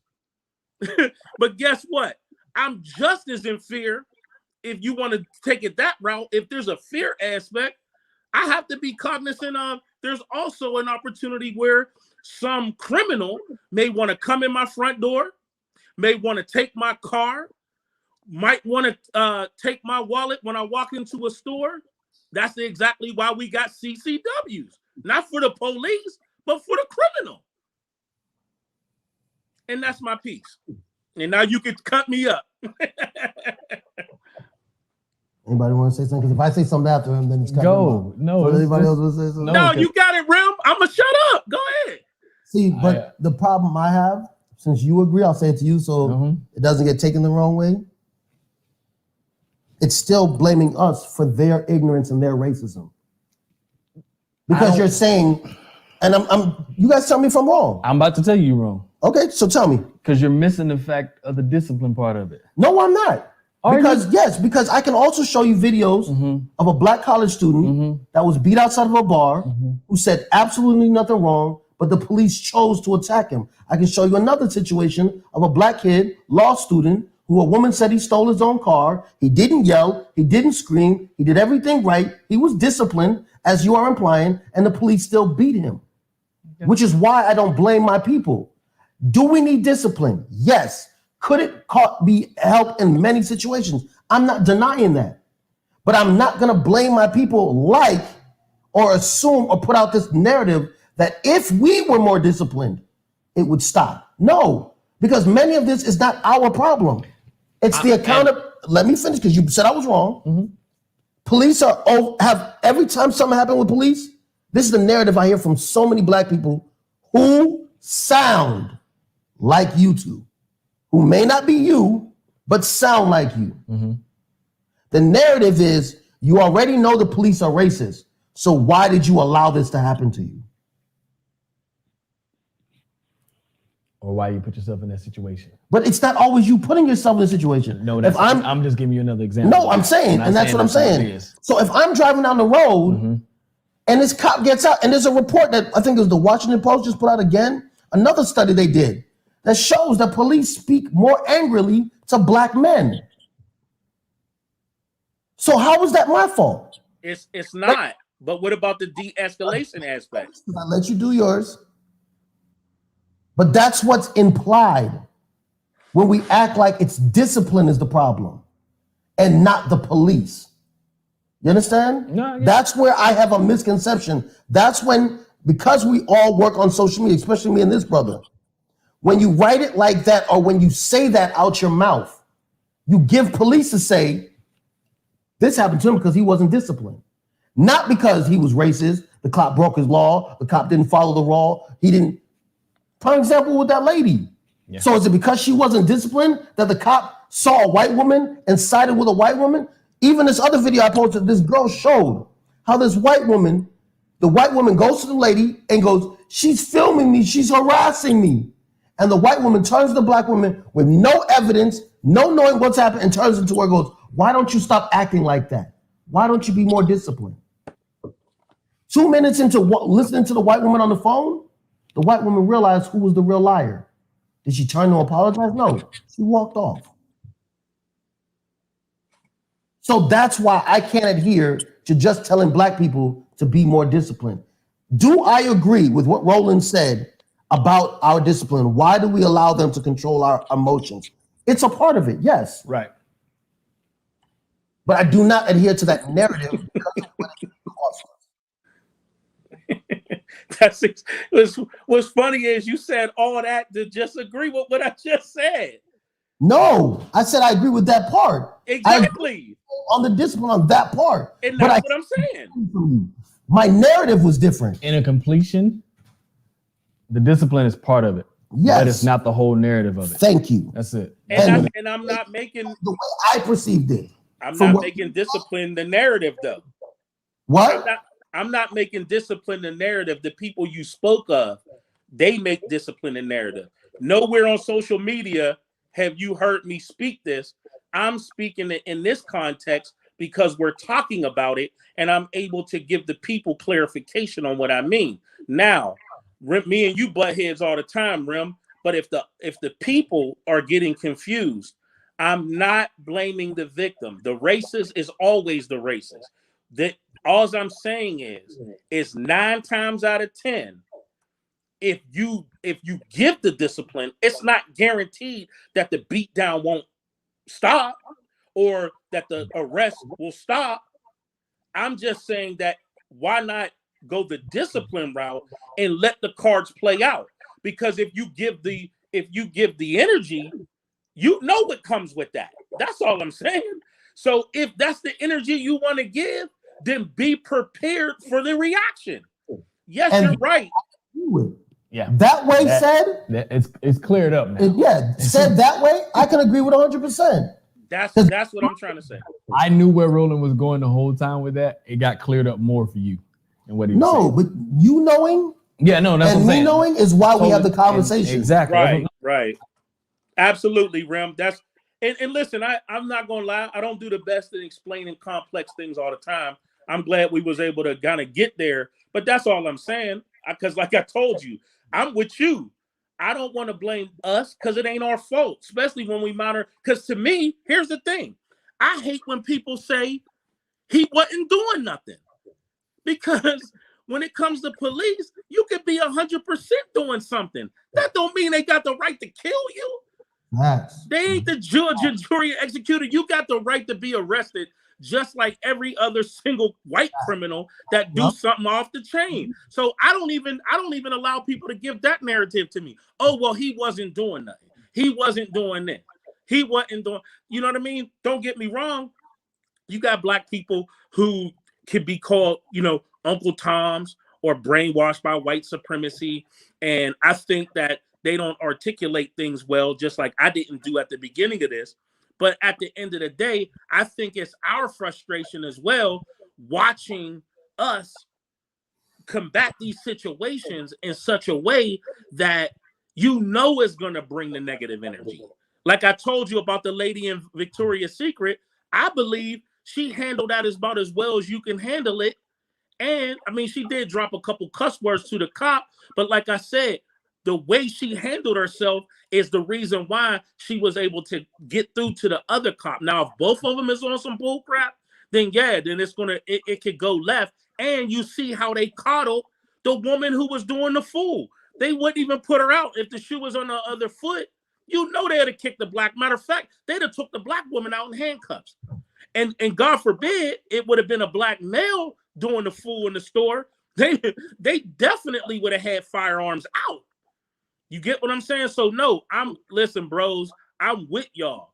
I'm just saying for us, because like I said, this spills over into a bigger conversation of mentorship, black men's role in the community and black men's role in the household, and how we react to things. And I know we're probably pressed on time. I think you're coming up on 2 hours, but if we was to get into that PTSD aspect, I actually have a video that kind of explains it from an art perspective on my found video collage videos I have on my art page, which is on Vimeo under just Cleese. I have a PTSD video, and part of that PTSD is not just from personal experiences, but it's social media induced. So what we do is every day we log into the Lion's Den, and no pun on words at all, bro, but we log into the jungle, you know what I'm saying, into the war zone every single day and feed off of it every single day, that you can't even see positivity in the world. You see negative. You see what I'm saying? So what happens is when now you're put in that position, your reaction is based on your PTSD that not blaming the victim, but because you logged in, you self-induced that. You chose to enter into that. So now you feeding that into your spirit every single day. Man, 2 + 2 is always 4. Hold on, Roland, real quick. Two things I want to make sure that I clear up on my side too. Mm-hmm. One, I truly believe we all live in white supremacy. Every black and white person here. Absolutely. It's a system. System. You've been educated in white supremacy. Right. So I am no way trying to say any individual who has a certain thought process is raised in white supremacy. I think we all are. I think every one of us, until either education outside of school or in our home, had that Christopher Columbus, George Washington was the great. These are rapists and murderers. And until social media allowed us to connect with each other, know that Africa is not all huts. You know, things like that. That's the problem. And I also think I need to clarify that Roland is very right on one thing. We have to be careful of the narrative of accountability. And as somebody aspiring to be a king, I always think it's my fault. And I know what I just said. And like he said, with time to clarify it more, I believe that. I choose to believe that because I think I have the power to control any situation I walk into. And I think if we believe that more in ourselves, then yes, there could be, and I don't know this, so I don't want to make it to be a narrative that is a fact, but there could be a chance, like Roland said, that we could control situations more, where we already know that the loud screaming, cursing, not only by white people, but by our own people, is seen certain ways. Right. So Roland is 100% right that we have to make a choice. And I think this is one of the things that my father taught me before he passed away. Do you want to be right, or do you want to make it home at night? You know what I'm saying? Because survival of the fittest. Yeah, because you can tell a cop all the time he's breaking the law, or you can sit there with a white woman, curse her out and call her a fucking bitch, or a white man and say you're a fucking colonizer and coon, or you, like Roland said, you could be more controlled, figure out what needs to be said and what doesn't need to be said to certain people, and then fight your battle later. So he is 100% right, you know. And I think one of the things I know that people want to know, if the show is called PTSD is Real in Our Community, why are we talking about this? Because these are the things that are the biggest problem I see, and that even through us having this back and forth is getting me to a better understanding that, you know, one, we have to admit how we look at each other. Yeah. How black people see black people. Fuck anybody else in the world. And we do believe in coons and ratchets and hood rats and that person's ghetto. And if you want to survive a situation on social media and in the present time as you're going through it, you make a choice. It's, do I curse this person out, or do I let them talk, or do I walk away? You know what I mean? We got to end up the show and close it. I want to thank Cleve. I want to thank Trey. I want to thank Kier, and Chef KC is back. I hope we can do a part 2 to this. I would love to play your video first so we can have some basis to talk about, if that's okay. How long is it? It's like 5 minutes. Perfect.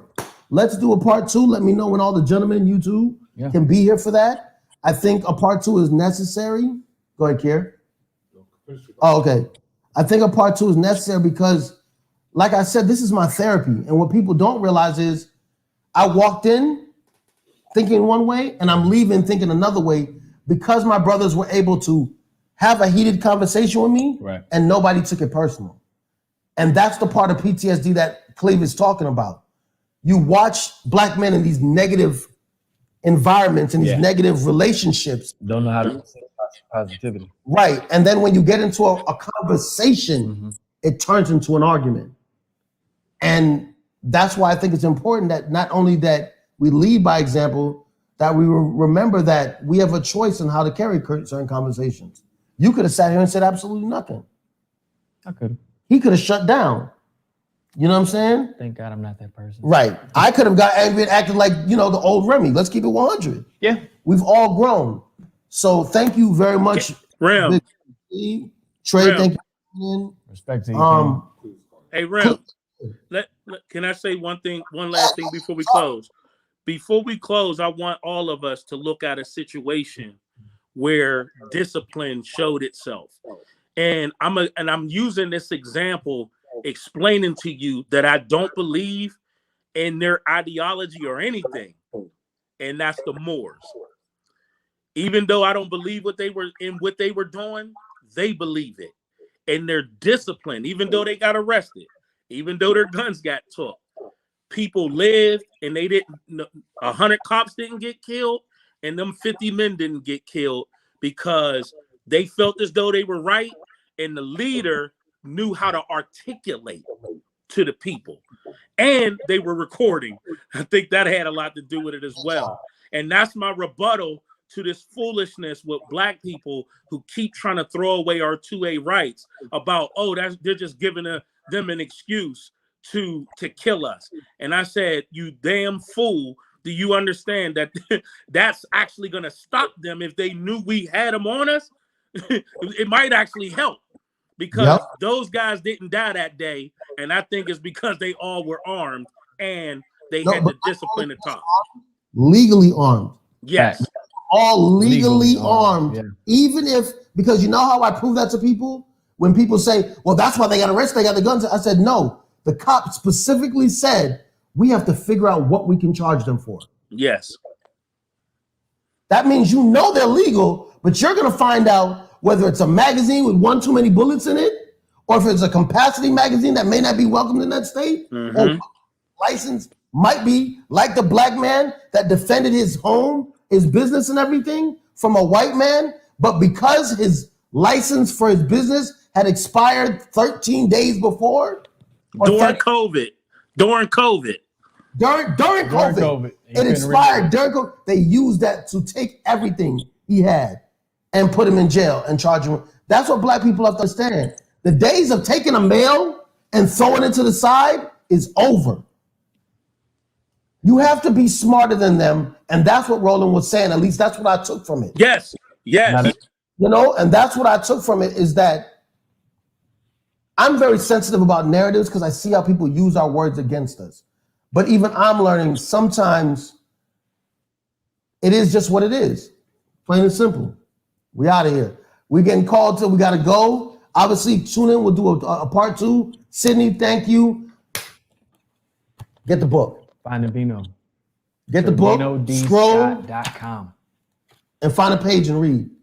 This is a beautiful book to read from front to back, or just as a daily reminder of things that can be a positive reinforcement. Yeah. All right, I got one more comment that I didn't get to before, but I think it's the perfect way to close it out. World famous gun show had said a little while ago, Kier should get a man weave, but a flat top fade one. Oh, that'd be dope. And on that, we are out. People used to say you black, then watch your mouth. We ain't listen, not for the clout. Original man, all I'm watching is y'all. Crazy how addicted I used to be at the mall. Spending all this hard-earned dough, but never ball. In the game of life was more of a curtain call. Smiling in your face, can't tell I was hurt at all. My little Asian love would go and run me the raw. Brought it to the crib and let me borrow the car. Gotta be fly, you gon' catch the people eye. Can't recognize the real when you always taught a lie. Can't remember a day when my mama wasn't hurting, daddy wasn't brave, and my niggas wasn't cursing. We was just some slaves and amazed with our burdens, trying to find our way through this pain we immersed in. Raised by a gay shit, the sage wasn't working. Remember when they say we was 3/5 a person, but if we came first, how the fuck do that work? I know there's people never like to tell the truth cause it hurt.